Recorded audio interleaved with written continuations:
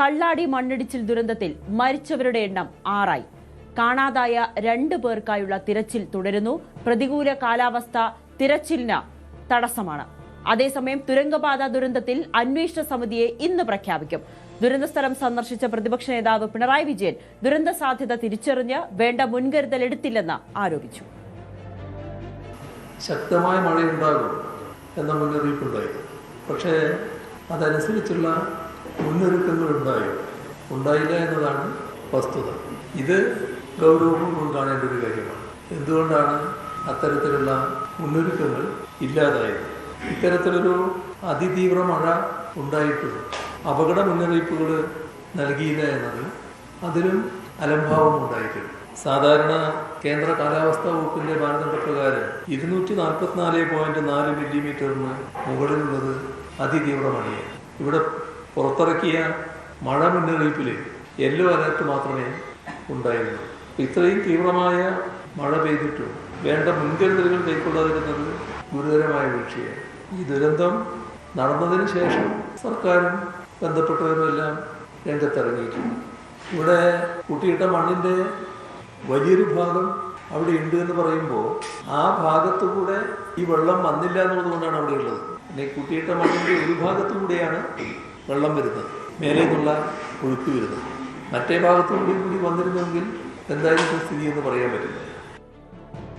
CV അനുമോദും Jayaraj ബത്തേരിയും ചേരുന്നുണ്ട്. ആദ്യം CV അനുമോദിലേക്ക്. Anumod, ഇതിൽ ഒരു വീഴ്ച സംഭവിച്ചു എന്നുള്ളത് യാഥാർത്ഥ്യമാണ്. ഇത് നേരത്തെ തന്നെ അതിന്റെ സർക്കാരടക്കം നിർദ്ദേശം നൽകുകയും ചെയ്തിരുന്നു. എന്തായാലും അക്കാര്യം തന്നെയാണ് പ്രതിപക്ഷ നേതാവും ആവർത്തിക്കുന്നത്, അല്ലേ?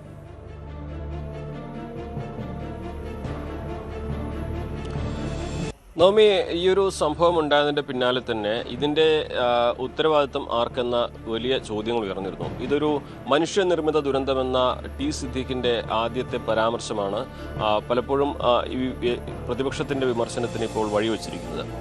ഇന്ന് പ്രതിപക്ഷ നേതാവ് പിണറായി വിജയൻ അദ്ദേഹത്തിൻ്റെ വാർത്താ സമ്മേളനത്തിൽ പറഞ്ഞ പ്രധാനപ്പെട്ട ഒരു കാര്യം ഇതാണ്: ഇവിടെ അതിതീവ്ര മഴയാണ് രേഖപ്പെടുത്തിയത്. എന്നാൽ ആ അതിതീവ്ര മഴ ഉണ്ടാകുമെന്ന മുന്നറിയിപ്പ് നൽകിയില്ല, അതിന് മുൻകരുതൽ സ്വീകരിച്ചില്ല. അവിടെ ആവശ്യമായ സംരക്ഷണം ഒരുക്കാൻ ജില്ലാ ഭരണകൂടം, സർക്കാർ പരാജയപ്പെട്ടു എന്നുള്ളതാണ്. മാത്രമല്ല, കഴിഞ്ഞ മാസം തന്നെ ഈ മണ്ണ് നീക്കം ചെയ്യാനുള്ള നിർദ്ദേശം നൽകിയിട്ടും പിന്നെ എന്തുകൊണ്ട് നടപടികൾ ഉണ്ടായില്ല എന്ന ചോദ്യവും അവിടെ ഉയരുന്നുണ്ട്. ഇവിടെ ഈ വകുപ്പുകൾ തമ്മിലുള്ള ഏകോപനമില്ലായ്മ വലിയ വിഷയമായിട്ട് പ്രതിപക്ഷം ഉയർത്തി കാണിക്കുകയാണ്. പൊതുമരാമത്ത് വകുപ്പിന് ഇതിൻ്റെ മേൽനോട്ട ചുമതലയുണ്ട്. പക്ഷേ പൊതുമരാമത്ത് വകുപ്പും ഈ വേണ്ട രീതിയിൽ ഈ കാര്യത്തിൽ ഇടപെട്ടില്ല എന്ന ഗുരുതരമായ ആക്ഷേപമാണ് ഉയരുന്നത്. ഈ മണ്ണ് നീക്കം ചെയ്യുന്നതിലും അവിടെ മുൻകരുതൽ ഒരുക്കുന്നതിലും മഴ മുന്നറിയിപ്പ് നൽകുന്നതിലും ഒക്കെ ഇതിൻ്റെ ഉത്തരവാദിത്വം സർക്കാരിനുണ്ട് എന്ന് കൃത്യമായിട്ട് തന്നെ ആരോപിക്കുന്നതാണ് പിണറായി വിജയൻ്റെ പ്രതിപക്ഷ നേതാവിൻ്റെ വാർത്താ സമ്മേളനം ഉണ്ടായിരുന്നത്. അതായത് സർക്കാർ ഈ അപകടത്തിന് ശേഷം എന്ത് നടപടി സ്വീകരിച്ചു എന്നുള്ളതല്ല, ഈ അപകടത്തിൻ്റെ സാധ്യതകൾ സൂചനയായിട്ട് ലഭിച്ചിട്ടും അത് തടയുവാൻ അല്ലെങ്കിൽ അവിടെ അതിനുള്ളൊരു മുന്നൊരുക്കം നടത്തിയില്ല എന്നുള്ളത് തന്നെയാണ് പ്രധാനമായിട്ടും അദ്ദേഹം ഉന്നയിക്കുന്ന ഒരു കാര്യം. നേരത്തെ ഈ ഒരു പരിസ്ഥിതി ആഘാത പഠനത്തെക്കുറിച്ചുള്ള കുറേ വിവാദങ്ങളൊക്കെ ഉണ്ടായിരുന്നെങ്കിൽ പോലും അതിനെയൊക്കെ തള്ളിക്കൊണ്ട് ഈ ഒരു അപകടത്തിൻ്റെ കാരണം സർക്കാർ ഒരു മുൻകരുതൽ നടപടികൾ സ്വീകരിക്കാത്തതാണ് എന്ന കാര്യത്തിൽ ഊന്നിയായിരുന്നു അദ്ദേഹം ആ ഭാഗമെല്ലാം തന്നെ വിശദീകരിച്ചത്. അതിനു പുറമെ അദ്ദേഹം പറയാത്ത അല്ലെങ്കിൽ പൊതുവെ ഉയരുന്ന ഒരു ചോദ്യം ഇങ്ങനെയാണ്: ഈ മഴ മുന്നറിയിപ്പ് നൽകുന്നു, അതിനപ്പുറം ഈ ഒരു മണ്ണ് നീക്കം ചെയ്യാനുള്ള നിർദ്ദേശം നൽകി ഭരണകൂടം. പക്ഷേ ആ മണ്ണ് നീക്കം ചെയ്തില്ലെങ്കിൽ അത് എന്തുകൊണ്ട് നടപടിയെടുത്തില്ല, എന്തുകൊണ്ട് അതിൻ്റെ കാര്യങ്ങളിൽ തുടർ നീക്കങ്ങൾ ഉണ്ടായില്ല എന്ന ചോദ്യമാണ് ഉയരുന്നത്. ഈ മുന്നറിയിപ്പ് നൽകുന്ന സമയത്ത് മഴയൊന്നും വലിയ പ്രശ്നമുള്ള സാഹചര്യമായിരുന്നില്ല. പക്ഷേ അതിനുശേഷം മണ്ണ് നീക്കം ചെയ്യാത്തതിൽ സർക്കാർ നടപടിയെടുക്കാത്തത് എന്തുകൊണ്ടെന്ന ചോദ്യവും ഇതോടൊപ്പം തന്നെ ഉയരുന്നുണ്ട്. എന്താണെങ്കിലും ഈ ദുരന്തം അത് മനുഷ്യനിർമ്മിതമാണോ അല്ലയോ എന്നുള്ളതൊക്കെ വളരെ വേഗത്തിൽ പറയുന്നത് ശരിയല്ല. അത്തരത്തിൽ വ്യാഖ്യാനിക്കുന്നത് ഒരു ദുരന്ത സമയത്ത് മന്ത്രിമാർ ഒഴിവാക്കേണ്ടതാണ് എന്നൊരു അഭിപ്രായവും പിണറായി വിജയൻ നൽകിയിട്ടുണ്ട് അല്ലെങ്കിൽ പങ്കുവച്ചിട്ടുണ്ട്. ഈ ഒരു വിഷയവുമായി ബന്ധപ്പെട്ട് നിലവിൽ നടക്കുന്ന പ്രവർത്തനങ്ങൾക്ക് എല്ലാ പിന്തുണയും നൽകുമ്പോഴും ഇതിലേക്ക് നയിച്ച കാരണങ്ങളെ ചൊല്ലി രാഷ്ട്രീയമായിട്ടുള്ള പോര് തുടങ്ങിക്കഴിഞ്ഞിട്ടുണ്ട് എന്ന് വ്യക്തമാക്കുന്നതാണ് അദ്ദേഹത്തിൻ്റെ ഇന്നത്തെ വാർത്താ സമ്മേളനവും അദ്ദേഹം മുന്നോട്ട് വെച്ച കാര്യങ്ങളും. നവമി. അനുമോദ്, ഇപ്പോൾ ഈ ഒരു സ്ഥലത്ത് ഇനിയും അപകടമുണ്ടാകാനുള്ളൊരു സാധ്യതയുണ്ടോ? ഈ ഇപ്പോൾ അന്വേഷണ സമിതിയൊക്കെ പ്രഖ്യാപിക്കാനിരിക്കുകയാണ്. അപ്പോൾ ആ കാര്യത്തിൽ എന്ത് മുൻകരുതലാണ് സർക്കാർ സ്വീകരിച്ചിട്ടുള്ളത്?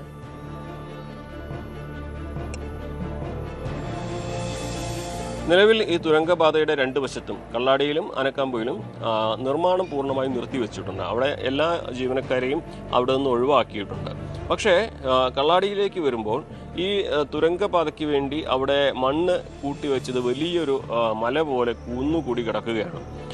നിലവിൽ അതിന് മറുവശത്തായിട്ട് മല തുരന്ന് മണ്ണ് നീക്കം ചെയ്ത് അവിടെ സിമന്റ് പ്ലാസ്റ്റർ ചെയ്ത ഭാഗത്താണ് ഇപ്പോൾ മണ്ണൊലിപ്പുണ്ടായിട്ടുള്ളത്. ഈ ഒരു അപകടത്തിൽ നയിച്ചതിന്റെ കാരണം തന്നെ പറയുന്നത്, അത് വിദഗ്ധർ സൂചിപ്പിക്കുന്ന ഒരു കാര്യമാണ്. ഈ ഒരു മലയുടെ ഒരു ഭാഗത്ത് നിന്ന് മണ്ണ് നീക്കം ചെയ്ത് അവിടെ സിമന്റ് കൊണ്ട് പ്ലാസ്റ്റർ ചെയ്തിരുന്നു. അത് ആ പ്രദേശത്തെ ഉറവകളും വെള്ളം ഒഴുകിപ്പോകുന്നതിന് തടസ്സമായി.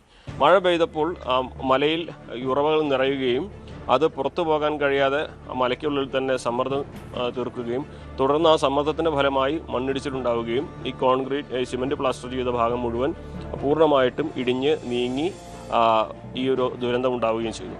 ഇപ്പോഴും അവിടെ കൂട്ടിവെച്ച മണ്ണിൽ ചെറിയൊരു ഭാഗം മാത്രമേ ഈ ഒരു മണ്ണൊലിപ്പിൻ അല്ലെങ്കിൽ ഈ ഒരു ദുരന്തത്തിൽ ഇടിഞ്ഞു വന്നിട്ടുള്ളൂ. ഇനിയും അവിടെ ഒരു വശത്ത് മണ്ണ് കൂടിക്കിടക്കുകയാണ്.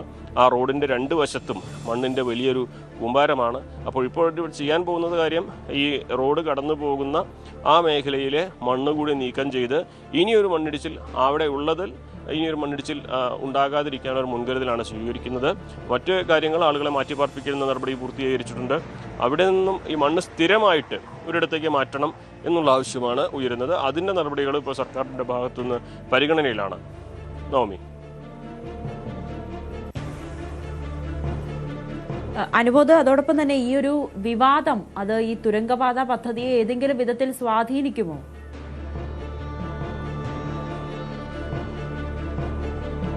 തീർച്ചയായും പ്രധാനപ്പെട്ട ഒരു ചോദ്യം തന്നെയാണ് അത്. ഈ തുരങ്കപാത പദ്ധതി അതിൻ്റെ ഏറ്റവും ആദ്യഘട്ടത്തിൽ എത്തിയിട്ടുള്ളൂ. അപ്പോൾ തന്നെ ഈ ഒരു ഇത്തരത്തിലൊരു ദുരന്തം ഉണ്ടായതോടെ എന്തായിരിക്കും ഇതിൻ്റെ ഭാവി എന്ന ചോദ്യമാണ് ഉയരുന്നത്. രണ്ട് കാര്യങ്ങൾ ഇതിൽ നമുക്ക് പങ്കുവെക്കാനുണ്ട്. ഒന്ന്, ഇന്നലെ മുഖ്യമന്ത്രി വി ഡി സതീശൻ നടത്തിയ വാർത്താ സമ്മേളനത്തിൽ എല്ലാവിധ പഠനങ്ങളും, അതായത് ഇതിൻ്റെ പാരിസ്ഥിതിക നിയമപരമായിട്ടുള്ള എല്ലാ പഠനങ്ങളും നടത്തിയതിന് ശേഷമേ ഇനി തുടർന്ന് മുന്നോട്ടുള്ളൂ. മാത്രമല്ല, കൃത്യമായിട്ടുള്ള ഗൈഡ് ലൈൻസ് കേന്ദ്ര വനം പരിസ്ഥിതി മന്ത്രാലയവും ഒക്കെ ഇതിന് നൽകിയിട്ടുണ്ട്. എന്തെല്ലാം പാലിക്കണം, എന്തെല്ലാം ചെയ്യരുത് എന്ന കാര്യങ്ങൾ. അത് മണ്ണെടുക്കുന്നതിലും മണ്ണ് കൂട്ടി വയ്ക്കുന്നതിലും നിർമ്മാണ സാമഗ്രികൾ വയ്ക്കുന്നതിലും റോഡ് വെട്ടുന്നതിലും മരം മുറിച്ച് നീക്കുന്നതിലും മല പ്ലാസ്റ്റർ ചെയ്യുന്നതിലും തുടങ്ങി എല്ലാ കാര്യങ്ങളിലും കൃത്യമായ ഗൈഡ് ലൈൻസ് നൽകിയിട്ടുണ്ട്. ഈ ഗൈഡ് ലൈൻസ് പാലിക്കാതെയാണോ ഇത് നിർമ്മിച്ചത്, ഇത് ഈ ഘട്ടം വരെ കൊണ്ടുവന്നത് എന്ന ചോദ്യം, അതിനുള്ള ഉത്തരമാണ് ആദ്യത്തെ അന്വേഷണത്തിൽ കണ്ടെത്തേണ്ടതായിട്ടുള്ളത്. രണ്ടാമതായിട്ട് മുഖ്യമന്ത്രി പറഞ്ഞതിൽ ഈ ഒരു മേഖലയിലെ മണ്ണിൻ്റെ ഘടന വളരെ ദുർബലമായതാണ്. ആ കാര്യം പരിശോധിക്കാതെയാണോ ഈ ഒരു പദ്ധതിക്ക് തുടക്കം കുറിച്ചത് എന്ന ചോദ്യവും അദ്ദേഹം ഉന്നയിച്ചു. ഇനി ഞാൻ മുൻപ് താനിത് പറഞ്ഞപ്പോൾ തന്നെ മണ്ണ് പരിശോധനാ വിദഗ്ധനെ പരിഹസിക്കുകയായിരുന്നു ഇപ്പോൾ പ്രതിപക്ഷത്തുള്ളവരെന്നും അദ്ദേഹം പറഞ്ഞു വയ്ക്കുമ്പോൾ ഇതിൻ്റെ പദ്ധതിയെക്കുറിച്ച് കൃത്യമായ പഠനങ്ങൾ ഇനിയും നടത്തി ആശങ്കകൾ അകറ്റിയേ മുന്നോട്ട് പോകൂ എന്ന് സർക്കാർ വ്യക്തമാക്കിയിട്ടുണ്ട്. പക്ഷേ ഇന്ന് പ്രതിപക്ഷ നേതാവായി പിണറായി വിജയൻ പറഞ്ഞത്, ഏറ്റവും അവസാനമായിട്ട് അദ്ദേഹത്തിന് വാർത്താ സമ്മേളനത്തിൽ പറഞ്ഞപ്പോൾ രാമായണം എല്ലാ കാണ്ഡവും വായിച്ച് രാമന് സീത ആരാണെന്ന് ചോദിക്കുന്നത് പോലെയാണ് എന്നൊരു മറുചോദ്യമാണ് അദ്ദേഹം ഉന്നയിച്ചത്. അതായത് പദ്ധതിയുമായി മുന്നോട്ട് പോകണം എന്നത് തന്നെയാണ് അദ്ദേഹം മുന്നോട്ട് വെച്ച ഒരു കാര്യം. ഈ പദ്ധതിക്ക് വേണ്ടി ജനങ്ങളുടെ അഭിപ്രായ സർവേ എടുത്തു കഴിഞ്ഞു, പാരിസ്ഥിതിക സർവേ നടത്തി. അതുപോലെ തന്നെ നിയമപരമായിട്ട് ഇതിനെതിരെ ഹൈക്കോടതിയിൽ ചലഞ്ച് ചെയ്ത് ഹൈക്കോടതിയിൽ ഹർജി കൊടുത്തിരുന്നു. ഹൈക്കോടതി ഇതിനനുകൂലമായി വന്നപ്പോൾ അതിനെതിരെ സുപ്രീം കോടതിയെ സമീപിച്ചിരുന്നു. സുപ്രീം കോടതിയും ഇതിനനുകൂലമായ സാഹചര്യം, അതായത് പരിസ്ഥിതിപരമായിട്ടും നിയമപരമായിട്ടും എല്ലാ പഠനങ്ങളും സർവേകളും നടത്തിയാണ് ഈ ഒരു തുരങ്കപാതയ്ക്ക് അനുവാദം കൊടുത്തതും അതിൻ്റെ പ്രവർത്തനം തുടങ്ങിയത്. ഇനി അതിൽ പിന്നോട്ട് പോകരുത്, ജനങ്ങളുടെ അഭിലാഷവുമാണത്, വയനാട് ടൂറിസം വികസനത്തിന് വലിയൊരു മുതൽക്കൂട്ടാകും എന്നുള്ള തരത്തിലുള്ള അദ്ദേഹത്തിൻ്റെ മറുപടി തന്നെ ഇതുമായി മുന്നോട്ട് പോകണം എന്ന അഭിപ്രായം തന്നെയാണ് ഇടതുപക്ഷത്തിനുള്ളതെന്ന് വ്യക്തമാക്കുന്നതാണ്. പക്ഷേ ഇവിടെ ഈ അപകടത്തിൻ്റെ കാരണങ്ങൾ അത് ഈ അന്വേഷണ സമിതി കണ്ടെത്തിയതിൻ്റെ അടിസ്ഥാനത്തിൽ മാത്രമേ മറ്റു കാര്യങ്ങളിലേക്ക് പോകൂ എന്നാണ് നമുക്ക് മനസ്സിലാക്കാനാവുന്നത്. നവമി.